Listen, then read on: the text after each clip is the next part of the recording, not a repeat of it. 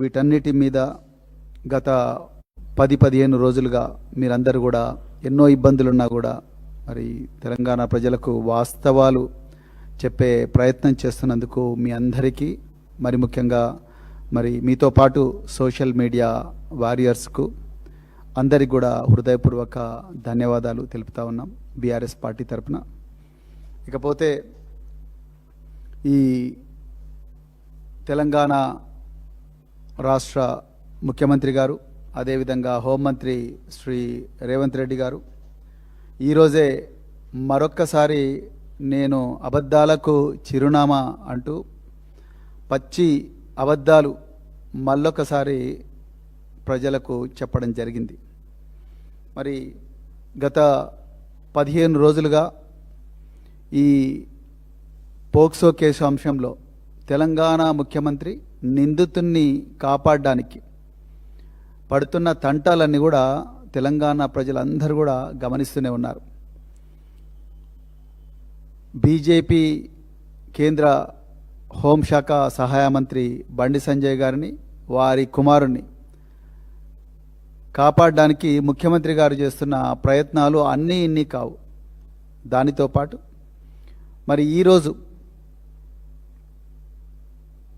నిజానికి ఆ అమ్మాయికి అంతో కొంత న్యాయం జరిగిందంటే మరి ముఖ్యంగా నిందితుడు మొదటి నిందితుడు జైలుకు పోయిందంటే అది కేవలం బీఆర్ఎస్ పార్టీ గలమెత్తడం వల్లనే అన్నది కేవలం రాష్ట్ర సమాజమే కాదు మొత్తం దేశ సమాజానికి కూడా అర్థమైంది.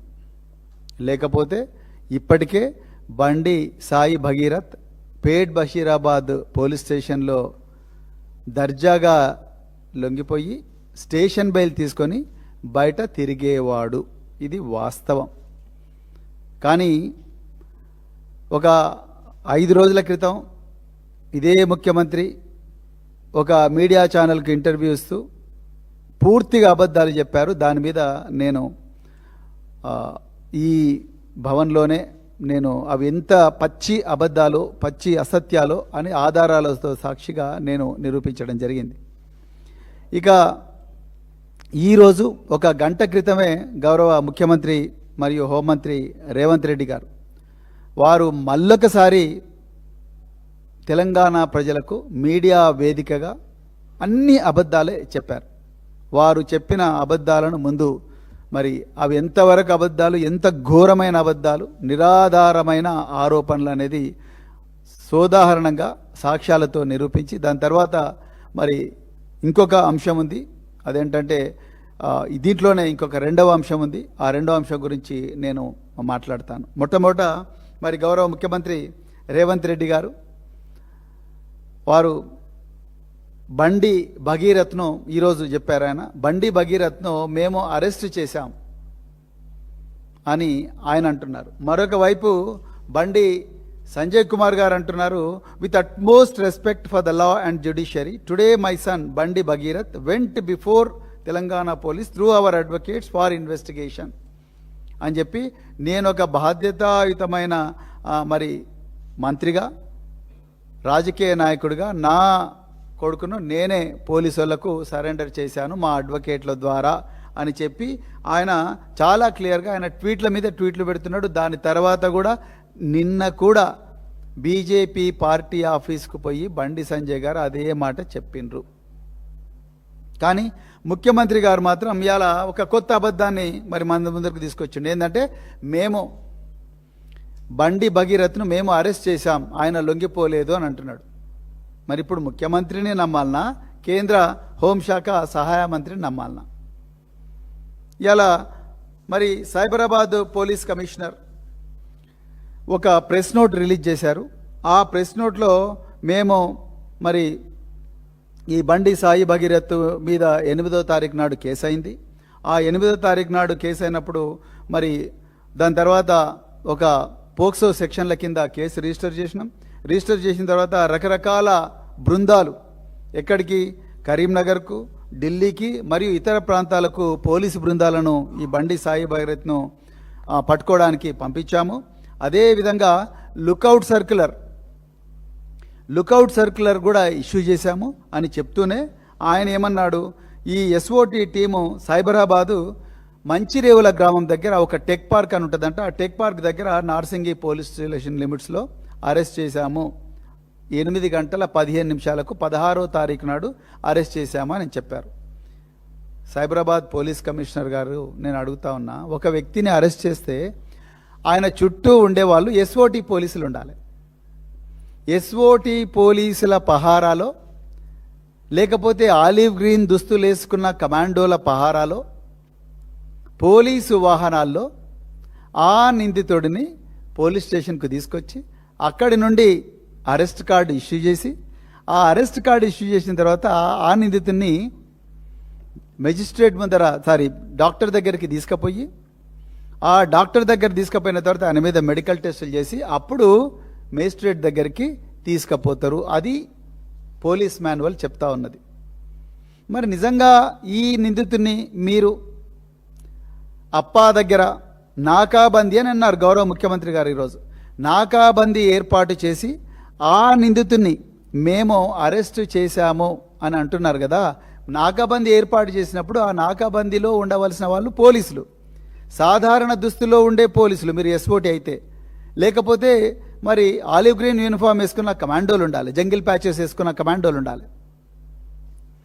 లేకపోతే సాయుధులైన పోలీసులు ఉండాలి, కాకి దుస్తులు వేసుకున్న పోలీసులు ఉండాలి, పోలీసు వాహనాల్లో పోవాలి. మరి ఇది చూడండి, ఇది బండి సాయి భగీరథ్ అరెస్ట్ అయిన రోజు పేట్ బషీరాబాద్ పోలీస్ స్టేషన్ ఎదురుగా ఆయన మాస్క్ పెట్టుకొని 2 అడ్వకేట్ల పహారాలో పేట్ బషీరాబాద్ పోలీస్ స్టేషన్ పోతున్నాడు. మీకు ఎవరికైనా పోలీసు దుస్తులు ఉన్న వ్యక్తులు కానీ, కమాండోలు కానీ, సాయుధులైన పోలీసులు ఎవరైనా కనిపిస్తున్నారా?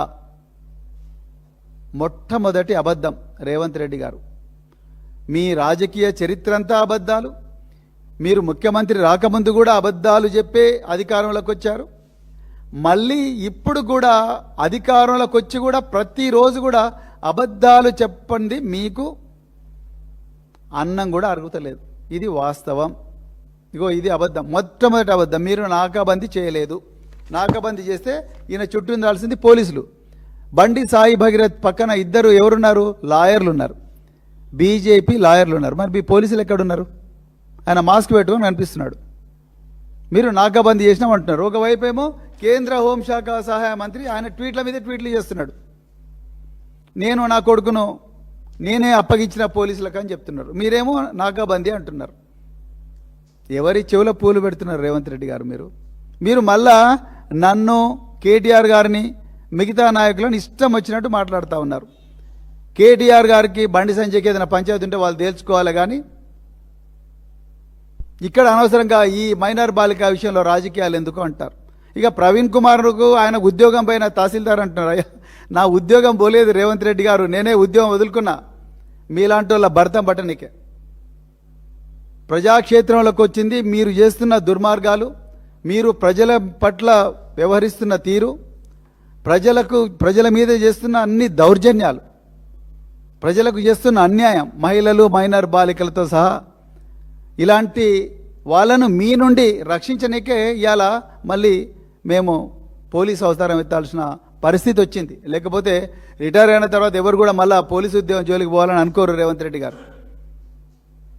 ప్రశాంతంగా బతకాలనుకుంటారు. అయిపోయింది ఓ 25 సంవత్సరాలు చేసినా విధాలనుకుంటారు.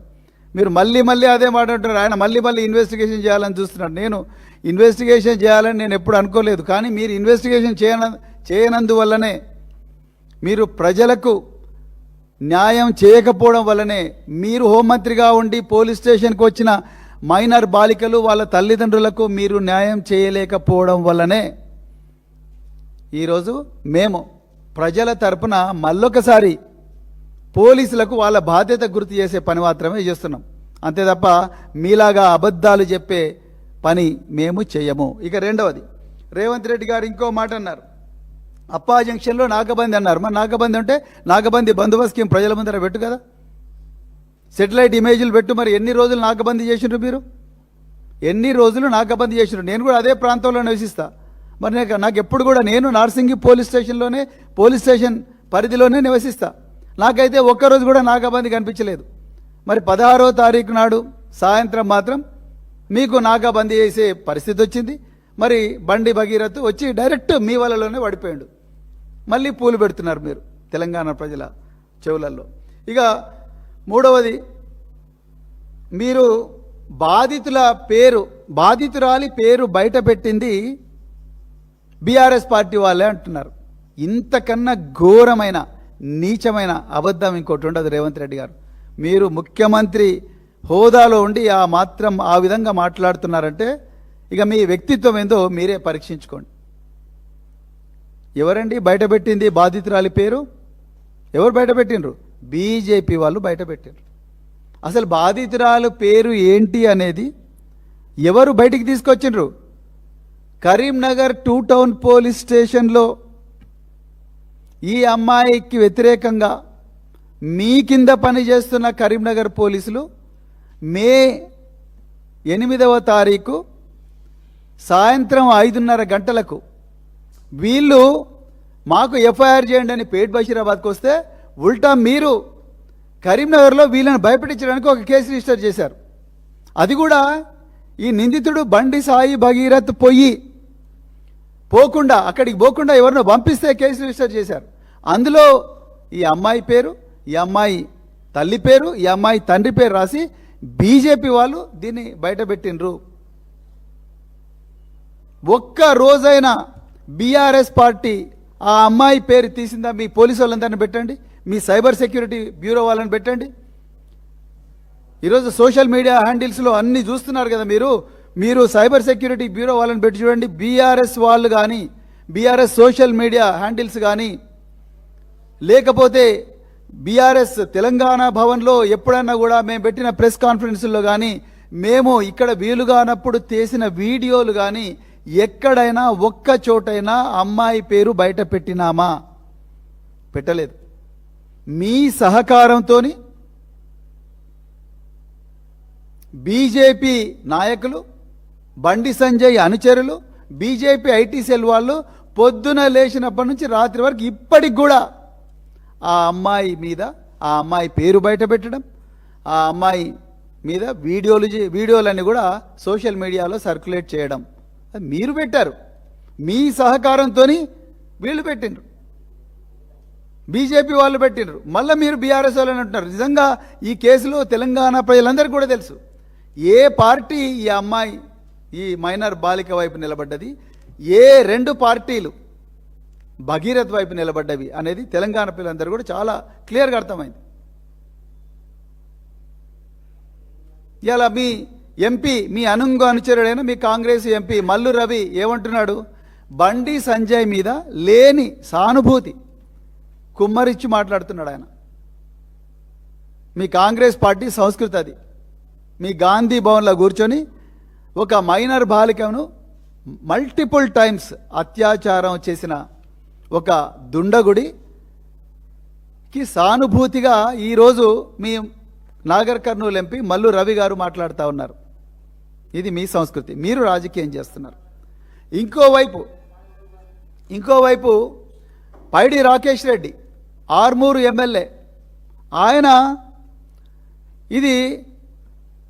ఈ మైనర్ బాలిక మీద అత్యాచారం అనే విషయం కానీ, లేకపోతే ఈ పోక్సో కేసు వ్యవహారం కానీ ఇదంతా కూడా బావా మరదళ్ళ లాంటి సంబంధం అని చెప్పేసి పైడి రాకేష్ రెడ్డి గారు అంటున్నారు.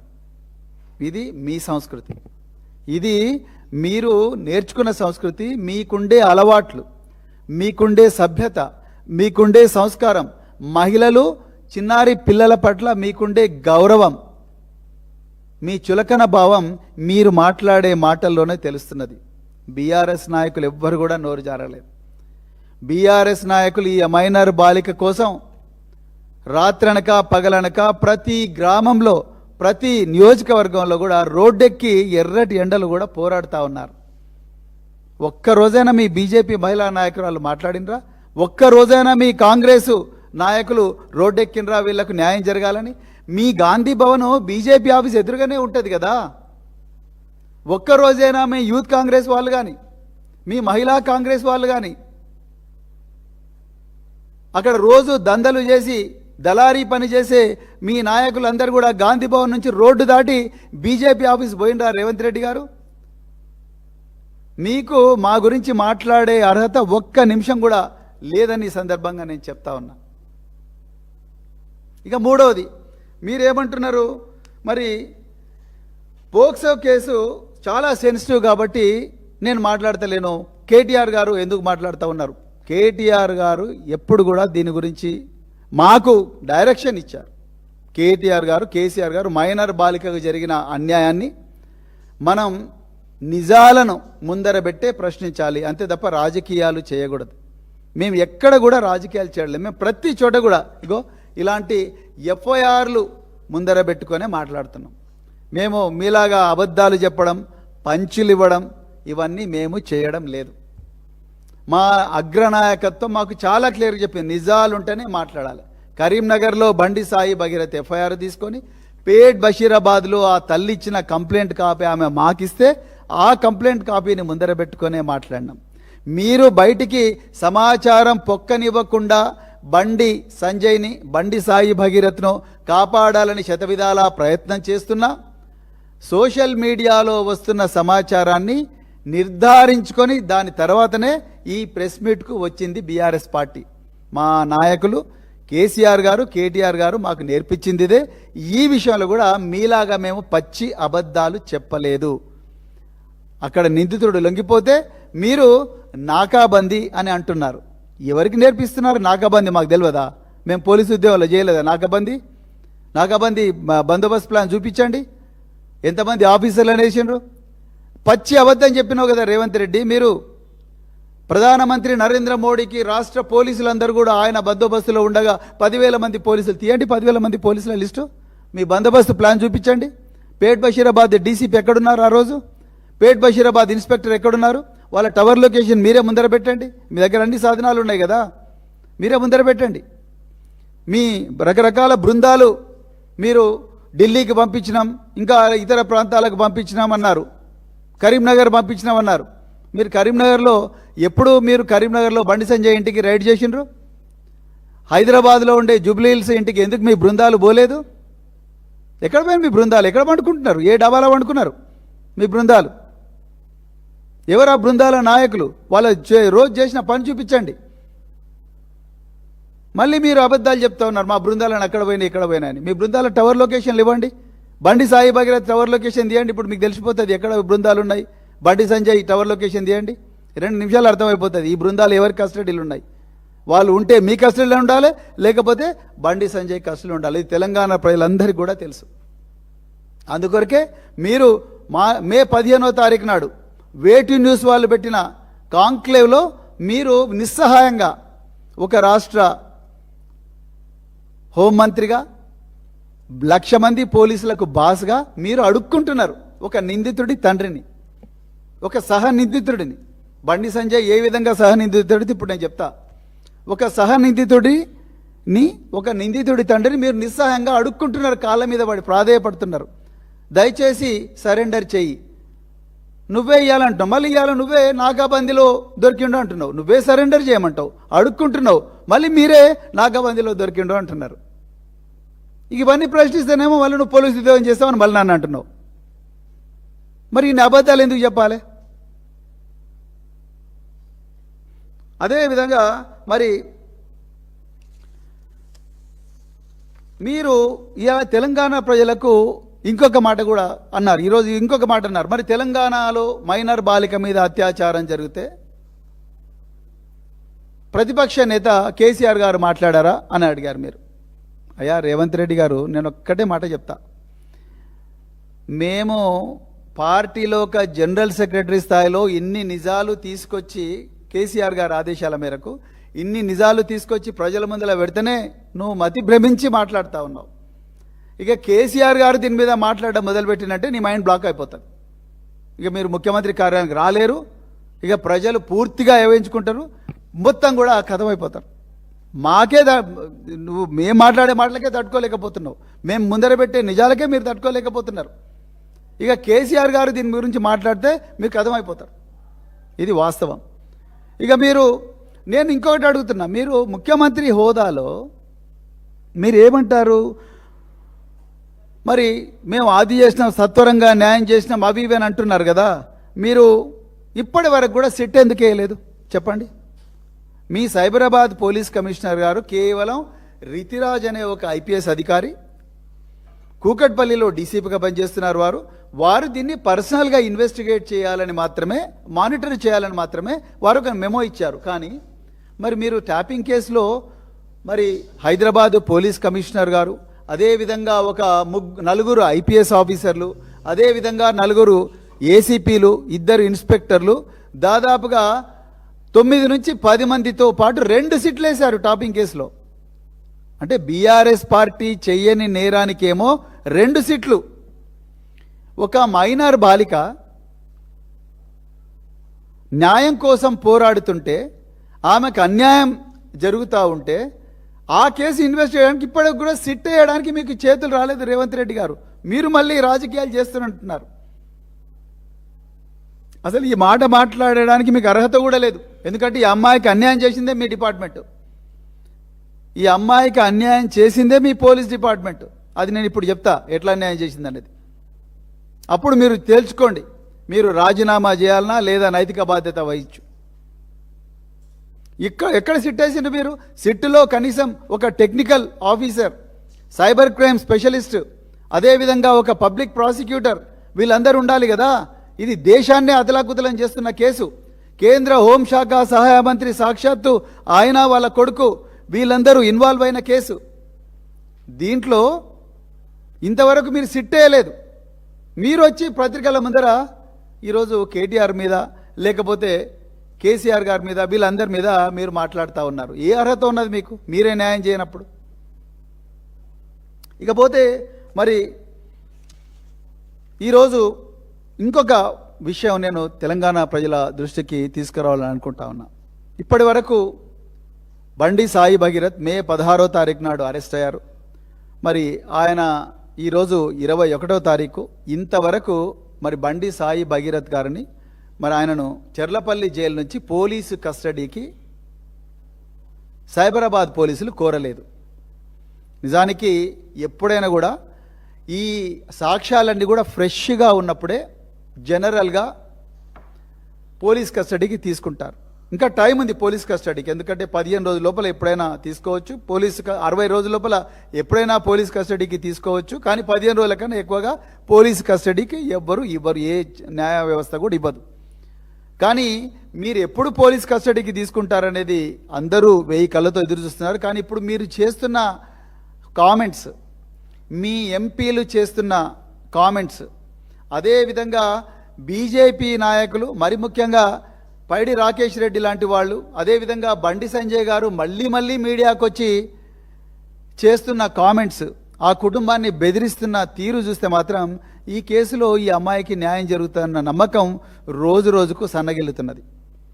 వేరే కేసుల్లో అయితే ప్రతిరోజు కూడా రన్నింగ్ కామెంటరీ లాగా ప్రెస్కు లీకులు ఇచ్చే మీరు, అదేవిధంగా ప్రెస్ మీట్లు పెట్టే మీ ఆఫీసర్లు, ఈ కేసులో మాత్రం ఎవరు కూడా ఒక్క ప్రెస్ మీట్ కూడా పెట్టడం లేదు.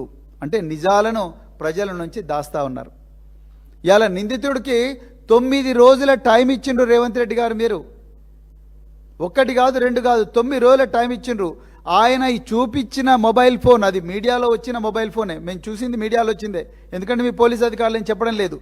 ఆయన మీకు సరెండర్ చేసిన మొబైల్ ఫోన్, ఆ మొబైల్ ఫోన్ ఆయనది కాదు అని బాధితురాలు వాళ్ళ కుటుంబం అంటా ఉన్నారు.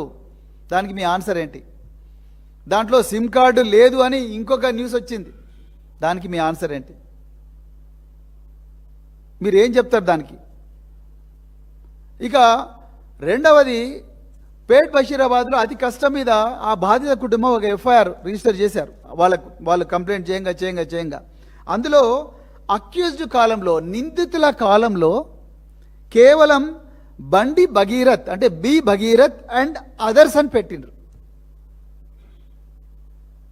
ఆ అదర్స్ ఎవరు? రేవంత్ రెడ్డి గారు మీరు చెప్పండి. మరి మేము మాట్లాడితేనేమో మీరు పోలీసు ఉద్యోగం చేయొద్దు, ఉద్యోగం పైన తహసీల్దార్ అంటున్నావు కదా, మరి మీరు చెప్పండి. అక్యూజ్డ్ కాలంలో 7th కాలంలో బండి భగీరథ్ అనే రాశారు. మరి అదర్స్ అంటే ఎవరు? బండి భగీరథ్ అండ్ అదర్స్ అంటే ఎవరు? బండి సంజయ్ కాదా? సంగప్ప కాదా? శ్రీరామ్ కాదా? ఇంకా బండి భగీరథ్తో తిరిగిన వ్యక్తులు కాదా? ఈరోజు ఆ అమ్మాయి, ఆ మైనర్ బాలిక బండి భగీరథ్ కలిసి తిరిగినప్పుడు ఉన్న ఫోటోలు, వీడియోలు ఉన్న బీజేపీ ఐటీ సెల్ వాళ్ళు కాదా? వాళ్ళందరూ నిందితులు కాదా? పోక్సో కింద వాళ్ళందరూ రారా? ఈరోజు రేవంత్ రెడ్డి గారు మీరు చెప్పాలి ఈ విషయం. మొన్న 15వ తారీఖు నాడు గౌరవ హైకోర్టులో ఈ బెయిల్ పిటిషన్ వాదోపవాదాలు వచ్చినప్పుడు, అంతకన్నా ముందు సోషల్ మీడియాలో గౌరవ న్యాయమూర్తి మీద ఒక వ్యక్తి ఆ న్యాయమూర్తి గారి భర్త మీద కామెంట్ చేస్తే ఆగ మేఘాల మీద మీరు ఒక కేసు రిజిస్టర్ చేసి నెల్లూరు నుంచి ఒక వ్యక్తిని అరెస్ట్ చేసి తీసుకొచ్చిండ్రు. ఆయన పేరు దామోదర్ అనుకుంటా. ఆయన అరెస్ట్ చేసి తీసుకొచ్చిండ్రు. మరి అంతే వేగం, అంతే శ్రద్ధ, మరి ఇన్ని దాదాపుగా ఎన్ని social media handles, BJP social media handles, ఉదాహరణకు చదువుతాను నేను. శ్రీకృష్ణదేవరెడ్డి, హైందవ శక్తి ప్రసాద్, రవికుమార్ గౌడ్ బీజేపీ, అదేవిధంగా చోటు విష్ణుబాయ్, ఎస్ఎస్ లక్ష్మి జర్నలిస్టు, జలేందర్ బండి, విష్ణు బూరా, రాజు బాయ్, మధు పటేల్, సుధాకర్ హిందూ, తర్వాత ఓరుగంటి సత్యం గౌడ్, అదేవిధంగా భార్గవ జనసేన బీజేపీ అకుల్ జూకంటి, అదేవిధంగా ఇంకా ఎన్నో హ్యాండిల్స్ నుంచి రాజ్ కుమార్ బీజేపీ, వీర రాఘవ హిందూ, అట్లా రకరకాల బీజేపీ విజయ్ బాబు, తెలంగాణ మీమ్స్ 2025, ఇంకా మహా టీవీ మహా న్యూస్ గురించి అయితే నేను చెప్పనవసరం లేదు. వీళ్ళందరి దగ్గర నుండి వచ్చిన హ్యాండిల్స్ అన్ని కూడా గౌరవ ఇన్వెస్టిగేటింగ్ ఆఫీసర్ గారికి మేము పంపించడం జరిగింది. మరి వీరి మీద ఎందుకు యాక్షన్ తీసుకోవడం లేదు రేవంత్ రెడ్డి గారు? మీరు ఇంత పౌరుషంగా మాట్లాడుతున్నారు కదా, పచ్చి అబద్ధాలు పత్రికల ముందర, మరి వీటి మీద ఎందుకు యాక్షన్ తీసుకోవడం లేదు? మరి ఆ దామోదర్ని పట్టుకొచ్చిందిగా నెల్లూరు నుంచి, మరి వీళ్ళని ఎప్పుడు పట్టుకొస్తారు? సెక్షన్ 14 ప్రకారము, సెక్షన్ 15 పోక్సో యాక్ట్ ప్రకారము వీళ్ళు కూడా జైలుకు పోవాలి కదా, మరి వీళ్ళు ఎందుకు పోతలేరు? చెప్పండి, మీరు ఎందుకు పోతలేరు? మీరు వీళ్ళందరినీ ఎందుకు పట్టుకొస్తలేరు మీ ఆఫీసర్లు? మీరు ఒక్క ఐపీఎస్ ఆఫీసర్ చేతిలో పెట్టి నువ్వు చూసుకో అమ్మా అని చెప్పి వదిలేసిండ్రు.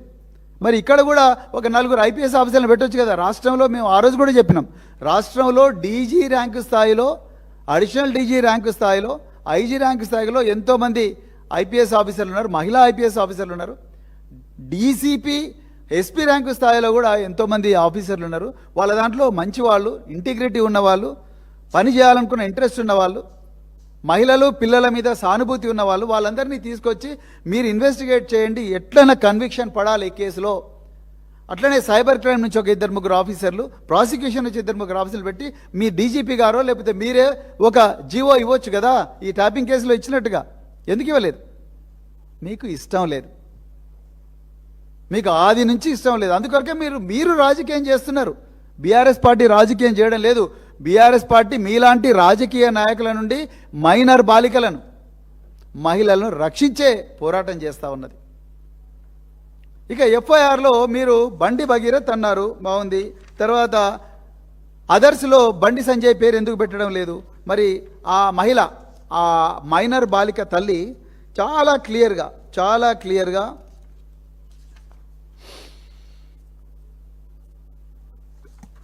పారాగ్రాఫ్ నెంబర్ 14లో ఆమె చాలా క్లియర్గా బండి సంజయ్ గారి పేరు చెప్పింది. నేను చదువుతాను. Further, on 22nd April 2026, one Sangappa, claiming to be associated with influential persons, visited our residence and facilitated a meeting with Shri Bandi Sanjay Kumar on 23rd April 2026. During this interaction, in the guise of counseling to my daughter and his son as a way forward, we were subjected to indirect pressure to compromise and were advised to sign documents in Nirmal police station. The statements made during the meeting caused serious fear, intimidation and apprehension, particularly considering the minor status of my daughter. ఎంత దుర్మార్గం! Item number 14లో చాలా క్లియర్గా కేంద్ర హోంశాఖ సహాయ మంత్రి గారి ఇంటికి సంగప్ప అనే ఒక అధికార ప్రతినిధి మమ్మల్ని తీసుకొని పోతే మా బిడ్డ ముందరనే మీరు మా బిడ్డ క్యారెక్టర్ మీద కామెంట్ చేయడమే కాకుండా ఆమె నాతో చెప్పింది, దీంతో పాటు నాతో కూడా చెప్పింది, క్యారెక్టర్ మీద అభాండాలు వేయడమే కాకుండా నేను బీజేపీ అధ్యక్షుడి నుంచి తొలగించబడ్డ తర్వాత నా కోసం 8 మంది ఆత్మహత్యలు చేసుకున్నారంటే నా సంగతి మీకు తెలుసు కదా. సప్పుడు దాకా పోయి నిర్మల్ పోలీస్ స్టేషన్లో అక్కడ ఉంటుంది, అక్కడ పోయి సైన్లు పెట్టుర్రి, కాంప్రమైజ్ కండ్రి అని చెప్పి ఆయన చెప్పినట్టుగా తల్లి చెప్పింది. ఆమె దాదాపుగా అదే మాటలు ఇక్కడ చెప్పింది. అంతకన్నా ముందు నిర్మల్ పోలీస్ స్టేషన్ నుంచి 21 ఏప్రిల్ 2026 నాడు శ్రీరామ్ అనే వ్యక్తి నుండి ఇక్కడికి ఫోన్ వస్తుంది. ఈ తల్లికి ఫోన్ వచ్చి మీ మీద ఏదో కేసు ఉన్నది, మీరు ఇక్కడికి రావాలని ఎవరో పోలీసు వాళ్ళు ఫోన్ చేసినట్టుగా ఈమె ఇక్కడ రాసింది ఐటెం నెంబర్ 12లో, పారాగ్రాఫ్ నెంబర్ 12లో. మరి శ్రీరామ్ పేరు కూడా ఉండాలిగా ఎఫ్ఐఆర్లో, బండి సంజయ్ పేరు ఉండాలిగా, సంగప్ప పేరు ఉండాలి కదా. వాళ్ళని ఎందుకు మీరు అక్యూజ్డ్ కాలంలో పెట్టడం లేదు? ఇలా నేను అడుగుతా ఉన్నా. తెలంగాణ సమాజం కూడా 1000 కళ్ళతో ఎదురు చూస్తూ ఉన్నది. ఇలా మీరు టైం లైన్ చూస్తే సరే, బండి సంజయ్ మరి ఆయన మీద మీరు పెట్టాల్సిన సెక్షన్లు మీకు ఇష్టం లేదు, ఆయన కూడా మేము ప్రజలకు అర్థమయ్యేటట్టు చెప్పాల్సిన బాధ్యత మా మీద ఉన్నది. ఎందుకంటే బండి సంజయ్ గారు హిందూ ఏక్తా యాత్రలో హనుమాన్ మాల వేసుకున్న స్వాముల ఉద్దేశించి ధర్మం గురించి మాట్లాడతారు అనుకున్నారు అందరూ.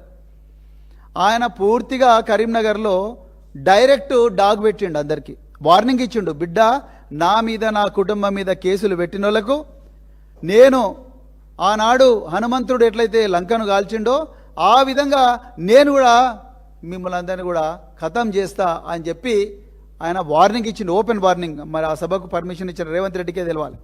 ఓకే, సో బండి సంజయ్ గారు ఆయన చేసిన నేరం ఏంది? 351 క్లాస్ 2 బిఎన్ఎస్ ప్రకారము ఆయన క్రిమినల్ ఇంటిమిడేషన్ కేసు బుక్ చేయాలి ఆయన మీద. అదేవిధంగా 61 క్లాస్ 2 బిఎన్ఎస్ ప్రకారము క్రిమినల్ కాన్స్పిరసీ కేసు బుక్ చేయాలి. ఎందుకంటే ఆయన, సంగప్ప, ఇంకా మిగతా వ్యక్తులు, శ్రీరామ్ అనే వ్యక్తులు, వీళ్ళందరితో కలిసి కుట్ర పన్ని ఆ బిడ్డను వాళ్ళ తల్లిదండ్రులను బెదిరించినందుకు ఆయన మీద క్రిమినల్ కాన్స్పిరసీ బుక్ చేయాలి. అదేవిధంగా సెక్షన్ 3 క్లాస్ 5 కామన్ ఇంటెన్షన్. అదేవిధంగా అన్నిటికన్నా ముఖ్యంగా సెక్షన్ 238 బిఎన్ఎస్.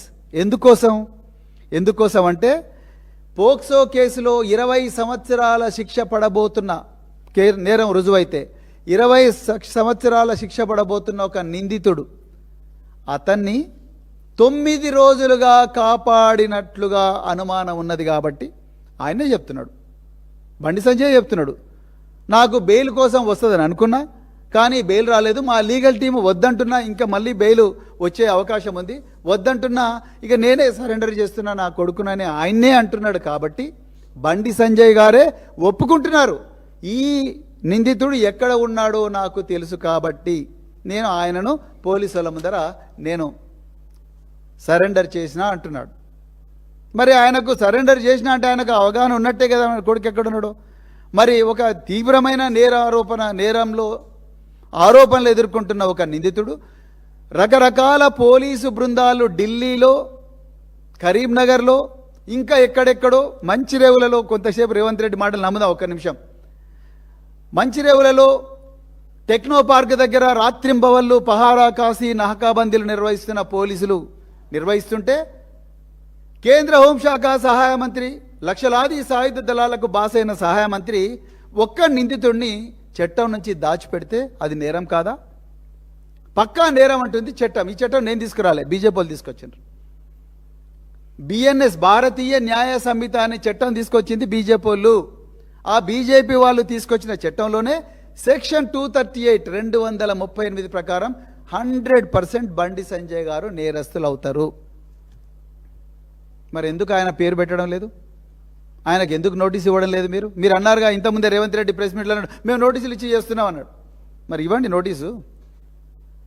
మీరు ఆ రోజు చేయని నేరానికి కేటీఆర్ గారి బావమరిది అని చెప్పేసి వాళ్ళు ఏదో పండగ చేసుకుంటుంటే డ్రగ్స్ కేసు పెట్టి 100 మంది ఎక్సైజ్ పోలీసులను వాళ్ళ ఇంటికి పంపించి గందరగోళం చేసి చివరికి కొండందోవి ఎల్కను పట్టిండ్రు. ఏం లేదు ఆడ.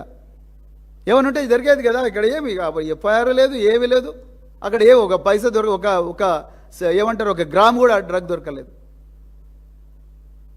అన్ని అబద్ధాలు. ఏమన్నా నిజంగా ఇక్కడైతే కుల్లం ఆయనే చెప్తున్నాడు, నేను దాచిపెట్టిన బంగి బాగెత్తున్నాను. దాని మీద మీరు అర్జెంటుగా సెక్షన్లు యాడ్ చేయాలి. బండి సంజయ్ గారికి నోటీస్ ఇవ్వాలి, ఇచ్చి ఆయన వాంగ్మూలం రికార్డ్ చేసి ఆయనను కూడా అరెస్ట్ చేయాలి. సంగప్పను కూడా అట్లనే చేయాలి. ఆయనను కూడా ఎగ్జామిన్ చేయండి. ఆయనకు ఇంటెన్షన్ ఉంది. అదేవిధంగా శ్రీరామ్ అనే వ్యక్తిని కూడా మీరు ఎగ్జామిన్ చేయాలి, అరెస్ట్ చేయాలి. అదేవిధంగా సంగప్ప గారికి, బండి సంజయ్ గారికి, రేవంత్ రెడ్డి గారికి, నరేంద్ర మోడీ గారికి, శ్రీరామ్కు వీళ్ళందరి మధ్యలో జరిగిన సంభాషణలు, ఈ సంభాషణల కాల్ డేటా రికార్డ్స్ అన్ని కూడా తీసుకురావాలి. రేవంత్ రెడ్డి గారు ఇలా మీరు ఓపెన్గా చెప్పాలి, మీ మధ్యన గౌరవ ప్రధానమంత్రి నరేంద్ర మోడీ మధ్యన 10వ తారీఖు నాడు పెరేడ్ గ్రౌండ్లో ఏం సంభాషణ జరిగింది? మోడీ గారు మిమ్మలను బండి సంజయ్ గారిని కాపాడమని చెప్పలేదా?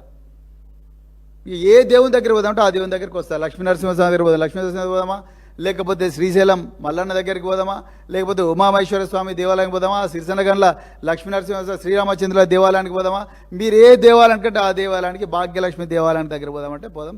బండి సంజయ్ని తీసుకురండి, మీరు రండి, మేమందరం వస్తాం.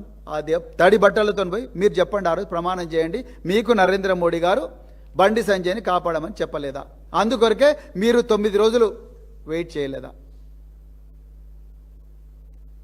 మీరు ఓపెన్గా బండి సంజయ్కి ఒక సిగ్నల్ ఇచ్చిండ్రు. అది వేటు న్యూస్ కాంక్లేవ్లో ఏమని, నువ్వు సరెండర్ చేయి, వేరే మార్గం లేదంటే మరుసటి రోజే నాకాబందీ ఎస్ఎస్ రాజమౌళి కన్నా గొప్ప బాహుబలి టైప్ ఆఫ్ డ్రామా ఒకటి మంచిరేవుల పోలీస్ స్టేషన్ దగ్గర, మంచిరేవుల గ్రామం దగ్గర టెక్ పార్క్, ఎకో పార్క్ ఉంది. ఆ ఎకో పార్క్ ఎదురుగా 8 గంటల 15 నిమిషాలకు యూనిఫామ్ వేసుకున్న పోలీసులు వస్తారు, బండి సాయి భగీరథ్. అది అట్టర్ ఫ్లాప్ అయిపోయింది ఆ డ్రామా.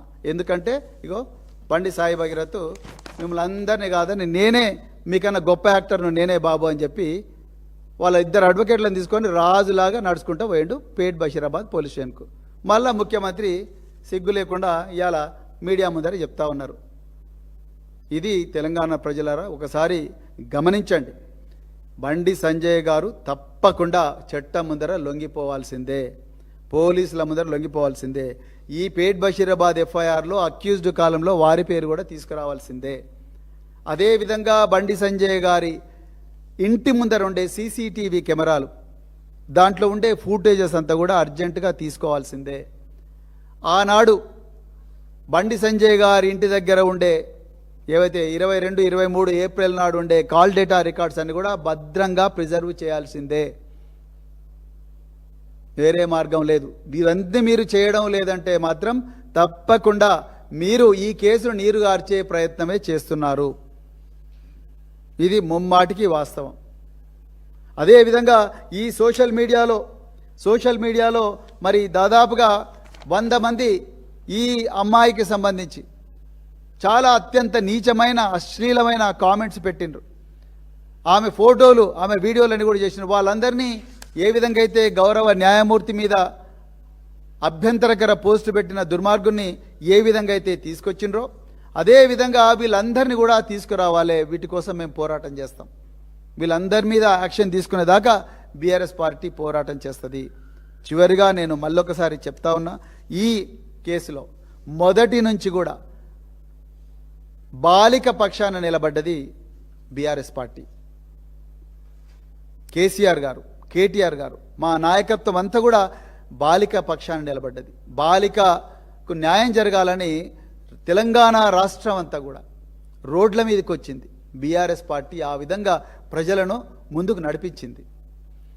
బాలికను అఘాయిత్యం చేసిన భగీరథ్ను కాపాడాలని అహోరాత్రులు కష్టపడ్డది రేవంత్ రెడ్డి. బండి సంజయ్, బీజేపీ నాయకులు, రామచంద్రరావు ఏం మాట్లాడుతున్నారు? రామచంద్రరావు గారు, మీరు లాయరా? మీరు అడ్వకేటా? అడ్వకేట్ అయితే మీరు ఏం మాట్లాడుతున్నారు? ఇదంతా బండి సంజయ్కి చెందిన వ్యవహారం, అది వాళ్ళ కొడుకు సంబంధించిన వ్యవహారం, బండి సంజయ్కి ఏం సంబంధం అంటున్నారు. మీరు ఎప్పుడన్నా తల్లి కంప్లైంట్ చదివినరా రామచంద్రరావు గారు? మీరు చాలా లాయర్ కదా, పెద్ద లాయర్ కదా. మీ దగ్గర ఇంకొక లాయర్ ఉంటాడు, ఆయన ఇప్పుడు ఎంపీ రఘునందన్ రావు గారు. మరి మీరు అంటే ఉరికొస్తారు కదా, పట్టుకొని డిబేట్లకు వాటికి వీటికి వస్తారు కదా, మరి దీంట్లో ఎందుకు రావట్లేదు మీరు? మరి అన్ని అబద్ధాలే మాట్లాడుతూ ఉన్నారు. ఎక్కడ పోయిన మీ మహిళా నాయకురాలు, ఎక్కడ పోయిన మీ రచనారెడ్డి గారు, ఆమె కూడా పేరు మోసిన లాయర్ కదా, మాధవి లత, డికే అరుణ గారు, నిర్మలా సీతారామన్ గారు, స్మృతి ఇరానీ గారు, మీనాక్షి లేఖి గారు, వీళ్ళందరూ ఎక్కడ పోయినారు? ఎందుకు మాట్లాడతలేరు ఈ మైనర్ బాలిక మీద? ఎందుకు మాట్లాడడం లేదు? రేవంత్ రెడ్డి గారు 17 కోట్ల రూపాయలు ఈరోజు బీఆర్ఎస్ పార్టీ మీద పెట్టిన అక్రమ కేసులకు ఖర్చు పెట్టడానికి మీరు ఖర్చు పెట్టినరు. అభిషేక్ మను సింగ్ గారికి దాదాపుగా 7-8 కోట్లు ఇచ్చినట్టుగా తెలుస్తున్నది. మరి ఈ అమ్మాయి గురించి కనీసం ఒక 10 లక్షలు, 20 లక్షలు, కోటి రూపాయలు పెట్టలేరా?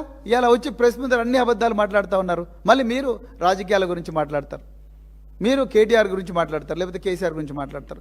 ఏ మాత్రం అర్హత లేదు. తెలంగాణ ప్రజలారా, ఈ రాష్ట్ర ముఖ్యమంత్రి, ఈ హోంమంత్రి ఉన్నంత వరకు మహిళలకు భద్రత లేదు, మైనర్ బాలికలకు భద్రత లేదు. అందుకొరకే ఒళ్ళంతా కళ్ళు పెట్టుకొని నిరంతరం అప్రమత్తంగా ఉండాలి.